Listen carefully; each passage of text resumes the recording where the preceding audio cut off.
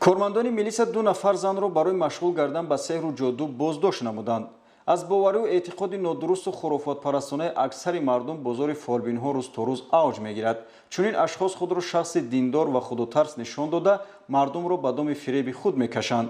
در برابر این برای عملی شدن چنین جنایت ها خود شهروندان شرایط فراهم میآورند. یعنی به سحر و جادو و دیگر عملهای غیر شرعی که دین ما قطعاً منع کرده است باور کرده به نزد چنین قلابان میروند.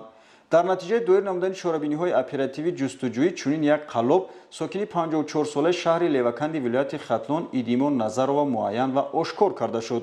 نامبرده با مقصد قلابی و به دست آوردن فایده مفت خود را با مردم همچون فالبین و سحرگر معرفی نموده در منزل استقامتیش به سحر و جادو مشغول بود.